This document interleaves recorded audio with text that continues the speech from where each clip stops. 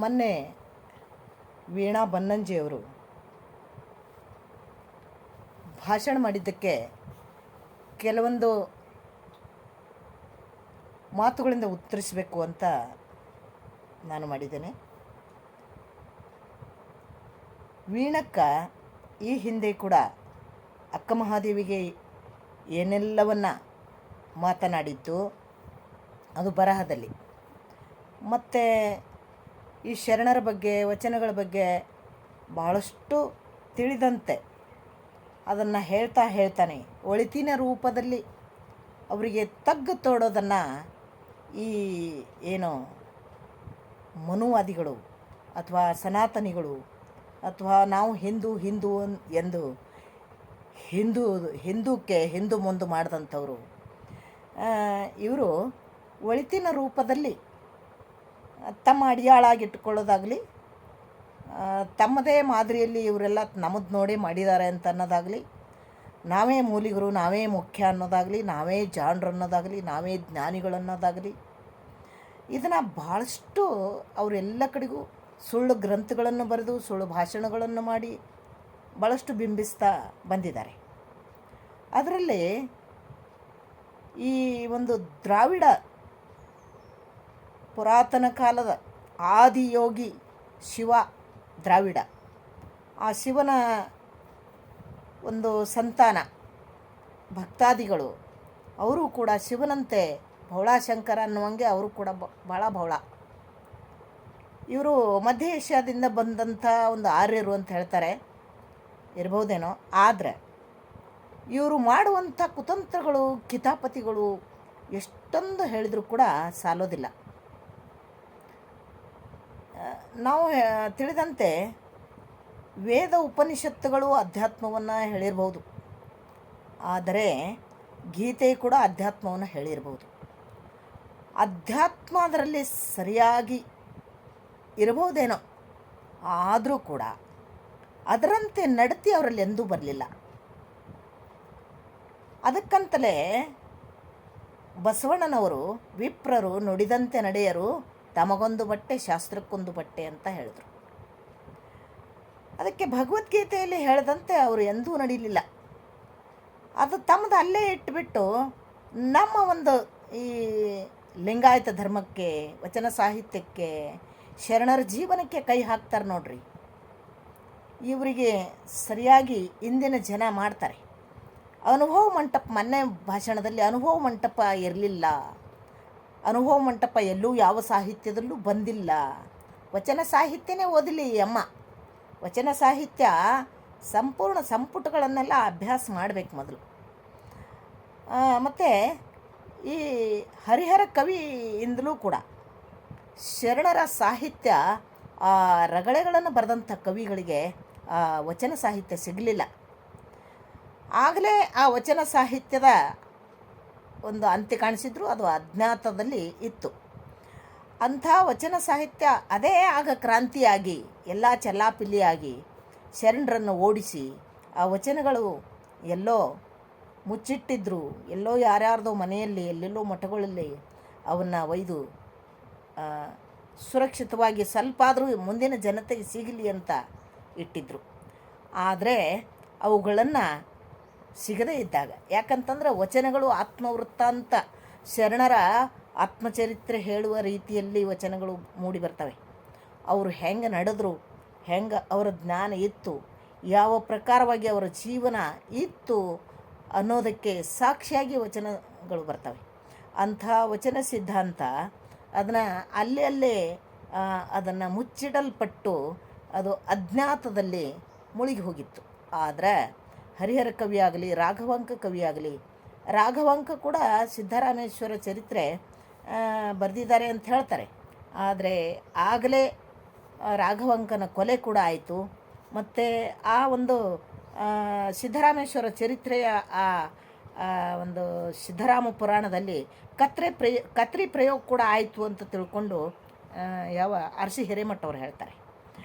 ಅಂಥ ಸಿದ್ದರಾಮೇಶ್ವರ ಚರಿತ್ರೆ ಕೂಡ ಅದು ಪ್ಯೂವರ್ ಆಗಿ ಬರಲಿಲ್ಲ. ಅದರಲ್ಲಿ ಕೂಡ ಭಾಳಷ್ಟು ಸುಳ್ಳನ್ನು ಸೃಷ್ಟಿ ಮಾಡಿ ಆ ಗ್ರಂಥ ರಚಿಸಿದರು. ಅಂದಿನ ತನಕ ಕೂಡ ಭಾಳಷ್ಟು ಸುಳ್ಳು ಭಾಷಣಗಳು, ಸುಳ್ಳು ಗ್ರಂಥಗಳು, ಇಷ್ಟೊಂದು ಚಾಣಾಕ್ಷ ಜನ ಎಲ್ಲೂ ನಾನು ಕಾಣಲಿಲ್ಲ. ಆದರೆ ವ್ಯವಸ್ಥಿತವಾಗಿ ಚಾತುರ್ವರ್ಣವನ್ನು, ಯಾವ ಜಾತಿಯ ಭೇದವನ್ನು ಸಂಭಾಳಿಸಿಕೊಂಡು ಅದನ್ನು ಪಾಲಿಸಿಕೊಂಡು ವ್ಯವಸ್ಥಿತವಾಗಿ ಅದನ್ನು ತಮ್ಮ ಅನುಕೂಲದ ಪ್ರಕಾರ ರೂಪಿಸಿಕೊಂಡು ಬರುವಂಥ ಜನತೆ ಯಾರು? ಈ ಇವತ್ತಿನ ಹಿಂದೂಗಳು, ಆಗಿನ ವೈದಿಕರು. ಆ ಒಂದು ಚಾತುರ್ವರ್ಣದ ಸೃಷ್ಟಿ ಮನುಮುನಿಯಿಂದ ಆಯಿತು ಅಂತ ನಾವು ಅಂದ್ಕೊಂಡಿವಿ. ಆ ಮನುಸ್ಮೃತಿಯಲ್ಲಿ ಅಂಥ ಭೇದ ಬುದ್ಧಿ ಭಾಳಷ್ಟು ಅವನು ಬರೆದಿದ್ದಾನೆ. ಅಂಥ ಮನುವಾದಿಗಳು ಇವತ್ತು ಕೂಡ ಮನುಸ್ಮೃತಿಯನ್ನು ಈ ಸಂವಿಧಾನವಾಗಿ ತರಬೇಕು ಅಂತ ಅವರ ಒಂದು ಹಪಹಪಿ ಲವಲವಿಕೆ. ಆದರೆ ಅಂಥ ಮನುಸ್ಮೃತಿಯಿಂದ ಅವರು ಮಾಡಿದಂಥ ಒಂದು ಅಪಚಾರಗಳು, ಜನತೆಗೆ ಪೀಡಿಸಿರುವಂಥ ಪ್ರಕರಣಗಳು ಭಾಳಷ್ಟು ನಿಮಗೆ ಹೇಳ್ಬೋದು. ರಾಮಾಯಣ ಮಹಾಭಾರತದಲ್ಲಂತೂ ಸಾಕಷ್ಟು ಸಿಗ್ತವೆ. ಇವತ್ತು ಅನುಭವ ಮಂಟಪ ಇರಲಿಲ್ಲ, ಅಕ್ಕ ಮಹಾದೇವಿ ಕಾಮದ ಮುದ್ರೆ ಕಂಡು ನೋವಾದಿತ್ಯೆಂದು ಅಂತ ಆಕೆ ಹೇಳಬಹುದೇ, ಸುಮ್ಮನೆ ಇವ್ರು ಬರೆದಿದ್ದಾರೆ ಅಂತ ಆಕೆ ಯೋಚನೆ, ಯಾರು ನೆನಕ್ಕಂದು.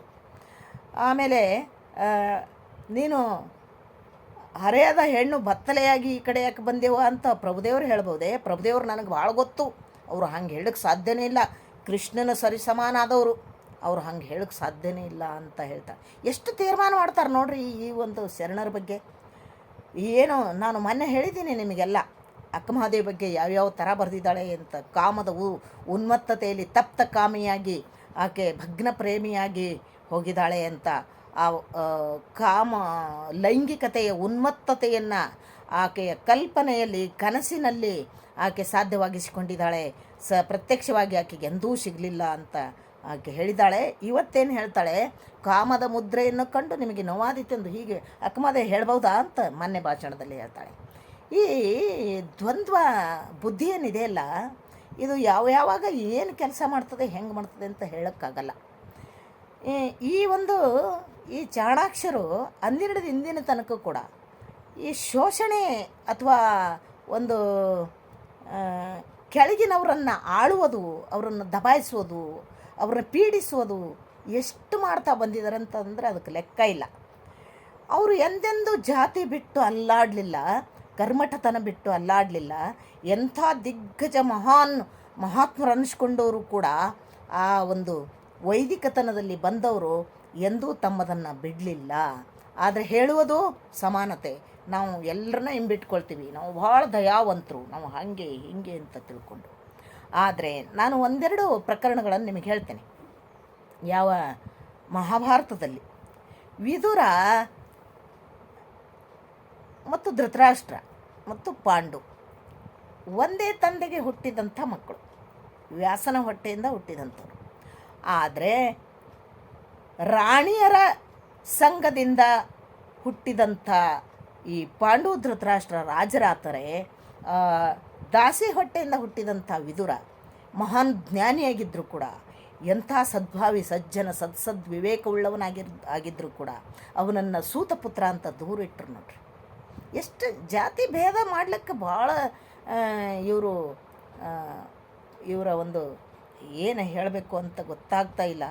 ಇವರ ಒಂದು ಪ್ರಾವೀಣ್ಯ ಅದರಲ್ಲಿ ಭಾಳಷ್ಟು ನಾವು ಕಾಣ್ಬೋದು. ಅಂಥ ವಿದುರನನ್ನು ಸೂತಪುತ್ರ ಅಂತ ದೂರಿಟ್ರು, ಇದು ನಿಮಗೆಲ್ಲ ಗೊತ್ತು. ಹಾಗೆಯೇ ಅವರು ಯಾವ ಧೃತರಾಷ್ಟ್ರನಿಗೆ 101 ಮಕ್ಕಳು ಅಂತ ಹೇಳ್ತಾ ಬಂದರು. 101 ಮಕ್ಕಳು ಗಾಂಧಾರಿ ಹೊಟ್ಟೆಯಿಂದಲೇ ಅಲ್ಲ, ಗಾಂಧಾರಿ 14 ಮಾತ್ರ ಹೆತ್ತಿದ್ದಳು.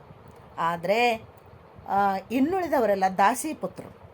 ಆ ದಾಸಿಪುತ್ರರು ಕೂಡ ಭಾಳಷ್ಟು ಶೂರರು, ಧೀರರು ಮತ್ತು ಈ ಒಂದು ರಾಜ್ಯಕ್ಕೆ ನಿಷ್ಠೆಯಿಂದ ದುಡಿಯುವಂಥವರಾಗಿದ್ದರು. ಯುಯುತ್ಸು ಅಂತ ತಿಳ್ಕೊಂಡು ಯಾವ ದಾಸಿಪುತ್ರ, ಧೃತರಾಷ್ಟ್ರಂದು ದಾಸಿಪುತ್ರ ಇಷ್ಟೊಂದು ಪ್ರಾಮಾಣಿಕತೆಯಿಂದ ಆ ಒಂದು ಕೌರವರಿಗಾಗಿ ದುಡಿದ್ನಲ್ಲ, ಎಂಥ ಶೂರ, ಧೀರ, ಪ್ರಾಮಾಣಿಕ, ಯೋಗ್ಯ ವ್ಯಕ್ತಿ. ಅವನನ್ನೆಂದೂ ಅವರು ತಮ್ಮ ಜೊತೆಗೆ ಸೇರಿಸಿಕೊಳ್ಳಿಲ್ಲ, ಸೂತಪುತ್ರ ಅಂತ ಕರೆದರು. ಅವನ ಗುಣಗಳನ್ನೇ ಅವನಿಗೆ ಸ್ವಲ್ಪ ಬೆಳಕಿಗೆ ತಂದು. ಅಂಥವ್ರೆಷ್ಟೋ ಜನ ಇವರಿಗೆ ಅಡಿಯಾಳಾಗಿ ದುಡಿಬೇಕು, ಅವರು ನಿಷ್ಠೆಯಿಂದ ಇರಬೇಕು, ಅವರು ನಮ್ಮವರು ಅಂತ ತಿಳಿಬೇಕು. ಇವರು ಏನು ಕೇಳಬೇಡ್ರಿ, ಇವರು ನಮ್ಮವರು ಅಂತ ತಿಳಿಯೋದು ಯಾವಾಗ ತಮ್ಮ ಅಡಿಯಾಳಾಗಿ ಇಟ್ಟುಕೊಂಡಾಗ. ಅದಕ್ಕೆ ಅವರಿಗೆಂದೂ ತಮ್ಮ ಸ್ಥಾನ ಕೊಡದಂಗೆ ವ್ಯವಸ್ಥಿತವಾಗಿ ಸಂಭಾಳಿಸ್ಕೊಂಡು ಬರ್ತಾರೆ. ಹಾಗೆಯೇ ಇವತ್ತಿನ ಹಿಂದೂಗಳು ಕೂಡ ನಮ್ಮ ಕುರಿಗಳಿಗೂ ಗೊತ್ತಾಗೋದಿಲ್ಲ, ನಾವೆಲ್ಲ ಹಿಂದೂ ಅಂತ ತಿಳ್ಕೊಂಡು ಮಾಡಬಾರ್ದನ್ನೇ ಇವ್ರ ಕಡೆಯಿಂದ ಮಾಡಿಸ್ತಾರೆ. ತಮ್ಮ ಎಂತೆಂಥ ದೊಡ್ಡ ದೊಡ್ಡ ದೊಡ್ಡ ದೊಡ್ಡ ಹಿಂದೂ ಮುಖಂಡರುಗಳೆಲ್ಲ ಮಿನಿಸ್ಟ್ರುಗಳೆಲ್ಲ ಮಕ್ಕಳು ಫಾರಿನ್ಗೆ ಓದಾಕದವು. ಇವತ್ತು ಹಿಂದೂ ಅಂತ ತಿಳ್ಕೊಂಡು ಹೋರಾಟ ಮಾಡೋರು, ಜಗಳ ಮಾಡೋರು, ಜೀವ ಕೊಡೋರು ಈ ನಮ್ಮ ಕುರಿಗಳು. ಅದಕ್ಕೆ ಹಿಂದೂ ಅಂತ ತಿಳ್ಕೊಂಡು ಎಂದೂ ಹಿಂದೂದ ದೀಕ್ಷೆ ಜನಿವಾರ ಹಾಕಲ್ಲ ಅವರು. ಎಂದೂ ನಿಮಗೆ ತಮ್ಮ ಸರಿಸಮಾನವಾಗಿ ತೆಗೆದುಕೊಂಡವ್ರು ಕೂಡಲ್ಲ ಅವರು. ನೀವು ಬರೀ ಜೈ ಶ್ರೀರಾಮ್ ಅಂತ ತಿಳ್ಕೊಂಡು ನೀವು ಬರೀ ಅವರ ಅಡಿಯಾಳಾಗಿ ಅವ್ರು ಹೇಳಿದ್ದನ್ನು ದುಡಿಬೇಕು. ಇದು ನಮ್ಮ ಹಿಂದೂ ಅಂತ ನೀವು ನಿಷ್ಠೆ ಇಡಬೇಕಷ್ಟೆ. ಹಾಗೆಯೇ ಹೆಣ್ಣು ಮಕ್ಕಳಿಗೂ ಕೂಡ ಚಾತುರ್ವರ್ಣದ ಪ್ರಕಾರ ಹೆಣ್ಣುಮಕ್ಕಳು ಶೂದ್ರರು. ಇವತ್ತು ದ್ರೌಪದಿ ಆಕೆ ಬಹಳ ರೂಪವತಿ, ಬಹಳ ಲಕ್ಷಣವಂತೆ. ಅಂಥ ಲಾವಣ್ಯವತಿಯಾಗಿರುವಂಥ ದ್ರೌಪದಿಯನ್ನು 5 ಜನ ಅವರು ಮದುವೆ ಆದರು. ಕುಂತಿ ಯಾವ ದ್ರೌಪದಿಗೆ ಎಲ್ ಭೈರಪ್ಪನವ್ರು ಬರೆದಿದ್ದಾರೆ ಪರ್ವ, ನೋಡ್ರಿ ಓದಿ. ಕುಂತಿ ಎಲ್ಲವನ್ನ ಹೇಳಕ್ಕೆ ತಲೆ ತುಂಬಿ 5 ಜನರ ಮನಸ್ಸಿದೆ ಅಂತ ತಿಳ್ಕೊಂಡು 5 ಜನರಿಗೆ ಮಾಡಿದ ಬಳಿಕ ಅವರು 5 ಜನರಿಗೂ ಕೂಡ ಸಂಭಾಳಿಸಬಲ್ಲೆ ನೀನು ಅಂತ ಮಾಡಿದಳು. ಆವಾಗ ಮುಂದೆ ಆಕೆಗೆ 1 ವರ್ಷದಲ್ಲಿ ಆಕೆ ಮೋಸ ಮಾಡಿದೆ ಅತ್ತಿ ನನಗೆ ನೀನು ಅಂತಂದು ಹೊಸ ಹುರುಪಿನ 5 ಗಂಡಂದಿರು ಸಂಭಾಳಿಸುವಂಥವಳು ಒಬ್ಬಕ್ಕೆ. ಅದಕ್ಕಾಕಿ ಇದನ್ನು ಅತ್ತಿಗೆ ದೂರದಾಗ ಅತ್ತಿ ಮತ್ತೆ ಒಬ್ಬರಿಗೆ ಬರುವಂಗೆ ಪಾಳಿ ಹಾಕ್ತಾರೆ. ಒಬ್ಬೊಬ್ಬರ ಸರ್ತಿ 4 ವರ್ಷಕ್ಕೆ ಬರ್ಲಿಕ್ಕೆ ಶುರು ಆಯಿತು. ಆವಾಗ ತಮ್ಮ ಸ್ವಂತದ ಹೆಂಡರನ್ನು ಮಾಡ್ಕೊಂಡ್ರು ಎಲ್ಲರೂ. ದ್ರೌಪದಿ ಯಾರ ಪ್ರೀತಿಯನ್ನು ಆಕೆ ಪ್ರೀತಿಯ ಸವಿಯನ್ನು ಉಣಬೇಕು, ಯಾರ ಮೇಲೆ ಆಕೆ ತನ್ನ ಒಂದು ಹಕ್ಕನ್ನು ಚಲಾಯಿಸಬೇಕು, ಏನ್ರಿ ಮನಸ್ಸಂದ್ರೆ ಏನು ತಿಳಿದಿದ್ರು ಅವರು ಅಂತ ನನಗೆ ತಿಳಿತಾ ಇಲ್ಲ. ಆದರೆ ಆ ಒಂದು ದ್ರೌಪದಿ ಹಾಗೆ ಹೇಗೋ ಇದನ್ನು ಧರ್ಮ ಅಂತ ತಿಳ್ಕೊಂಡು ಆಕೆ ಜೀವನ ಸಾಗಿಸ್ಕೊಂಡು ನಡೆದಿದ್ಳು. ಆದರೆ ನಿರ್ಜೀವ ವಸ್ತುವಿನಂತೆ ದ್ರೌಪದಿಯನ್ನು ಜೂಜಿಗೆ ಹಚ್ಚಿ ಆಡಿದ್ರು ನೋಡ್ರಿ. ಆ ತುಂಬಿದ ಸಭೆಯಲ್ಲಿ ದ್ರೌಪದಿಯ ಸೀರೆ ಕಳೀತಾ ಇದ್ದಾಗ ಯಾವ ಗಂಡಂದಿರು ಮುಂದೆ ಬರಲಿಲ್ಲ, ಷಂಡ್ರು. ಆ ದ್ರೌಪದಿಯ ಮನಸ್ಸು ಏನಂದಿರಬೇಕು, ಎಂಥ ಗುರುಗಳಿದ್ರು. ಅವ್ರದ್ದೊಂದು ನೀತಿನೇ ಬೇರೆ. ನಾವು ಹಚ್ಚಿ ಆಡೀವಿ, ಅವ್ರು ಸ್ವತ್ತಾದಳು ಅಂತ ತಿಳ್ಕೊಂಡು ಹಚ್ಚಿ ಆಡೋದು ಯಾಕೆ ಅಂತ ಮೊದಲಿಗೆ. ಆಕೆ ನಿರ್ಜೀವ ವಸ್ತುನ, ಆಕೆಗೂ ಮನಸ್ಸಿಲ್ವಾ, ಬುದ್ಧಿ ಇಲ್ವಾ? ಆ ಹೆಂಡತಿಯನ್ನು ಹಚ್ಚಿ ಆಡೋದು ಇದು ನ್ಯಾಯನ? ಯಾರ ಹೆಂಡತಿ ಆಕೆ? ಯಾರಿಗೆ ಗೊತ್ತು? ಎಲ್ಲರೂ ಕೂಡಿ ಆಳುವಂಥ ಒಂದು ಆಳು ಆಕಿ, ದಾಸಿ ಅಂಥವಳನ್ನು ಹಚ್ಚಿ ಆಡ್ತಾರೆ. ಇದು ಒಂದೇ ಅಲ್ಲ, ಭಾಳಷ್ಟು ಅದರಲ್ಲಿ ನಾವು ಹುಡುಕಿ ನೋಡ್ಬೋದು.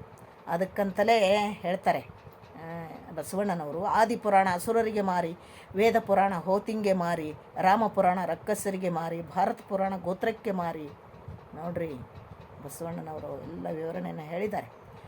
ಕೂಡಲ ಸಂಗಮ ದೇವ ನಿಮ್ಮ ಪುರಾಣಕ್ಕೆ ಪ್ರತಿ ಇಲ್ಲವೋ ಅಂತ ಹೇಳ್ತಾರೆ. ನಿಮ್ಮ ಪುರಾಣ, ನಿಮ್ಮ ಶರಣರ ಪುರಾಣ ಯಾವುದಕ್ಕೂ ಹೋಲಿಸಲು ಸಾಧ್ಯನೇ ಇಲ್ಲ, ಅದಕ್ಕೆ ಇನ್ನೊಂದು ಉಪಮೆ ಕೊಡ್ಲಿಕ್ಕಾಗಲ್ಲ ಅಂತ ಹೇಳ್ತಾರೆ.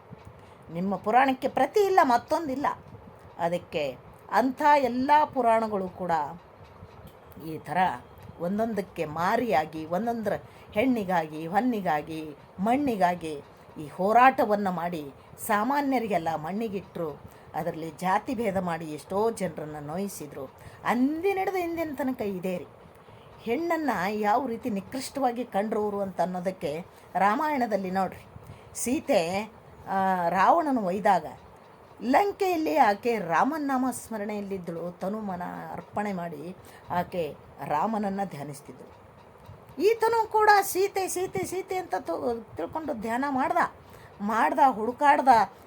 ಯಾವ ಸೀತೆ ಸಿಕ್ಕಳು, ಆಕೆ ಶೋಧ ಹತ್ತು, ಹನುಮಂತ ಶೋಧ ಹಚ್ಚಿದ. ಆಮೇಲೆ ಸೀತೆಯನ್ನು ಯಾವ ಯುದ್ಧ ಮಾಡಿ ರಾವಣನಿಗೆ ಕೊಂದು ತಂದ. ಇನ್ನು ಜನತೆ ಏನಾದರೂ ಅಂದಾರಂತ ತಿಳ್ಕೊಂಡು ಅಗ್ನಿ ಪರೀಕ್ಷೆ ಮಾಡ್ದ. ಅಗ್ನಿ ಪರೀಕ್ಷೆ ಮಾಡಿ ಒಂದು ಅರಮನೆಗೆ ಕರೆದುಕೊಂಡು ಬಂದು ಗಂಡ ಹೆಂಡತಿ ಸೌಖ್ಯವಾಗಿ ಚೆನ್ನಾಗಿದ್ದರು. ಭಾಳ ದಿವಸದ ಒಂದು ವಿರಹದ ಒಂದು ಮುಕ್ತಾಯ. ಇಬ್ಬರು ಅರಣ್ಯವಾಗಿದ್ದರು. ಹೆಣ್ಣುಮಗಳು ಗರ್ಭಿಣಿ ಆದಳು. ಆವಾಗ ಯಾವುದೋ ಒಂದು ಕಾರಣ ಇಟ್ಟುಕೊಂಡು, ಇನ್ನೂ ರಾಮನಿಗೆ ಸಂಶಯ ಹೋಗಿಲ್ಲ ಅಂತ ನಾನು ಅಂದ್ಕೋತೀನಿ. ಯಾಕಂತಂದರೆ ಒಬ್ಬ ಸಾಮಾನ್ಯ ಅಗಸ ಅವನು ಹೇಳ್ತಾನಂತೆ, ಗಂಡ ಹೆಂಡತಿ ಅವ್ರು ಜಗಳಾಡಿದ್ರು, ಹೆಂಡತಿ ಮತ್ತೆ ಮರಳಿ ಬಂದಾಗ ಹೇಳ್ದ, ನಾನು ಬಿಟ್ಟು ಹೆಂಡ್ತಿನ ತಗೊಳಕ್ಕೆ ರಾಮ ಮಾಡಿದೇನೋ ಅಂತಂದ. ನೋಡ್ರಿ ಆ ನಿಂದೆ ಎಷ್ಟು ನೋವಾಯ್ತು ಇವನಿಗೆ. ರಾಮದೇವರು ರಾಮ ರಾಜ್ಯ ಆಗಬೇಕು ಅಂತ ನೋಡ್ರಿ. ರಾಮ ರಾಜ್ಯ ಆಗಬೇಕು. ಗರ್ಭಿಣಿ ಹೆಣ್ಣು ಮಗಳಿಗೆ ನಂಬಿ ಬಂದ ಹೆಂಡತಿಗೆ ಆಕೆಯನ್ನು ಅಡವಿಗಟ್ಟಬೇಕಾದ್ರೆ ಆಕೆ ಮನಸ್ಥಿತಿ ಹೆಂಗಾಗಿರಬೇಕು? ಹೆಣ್ಣುಮಕ್ಕಳು ವಿಚಾರ ಮಾಡಿರಿ ಸ್ವಲ್ಪ.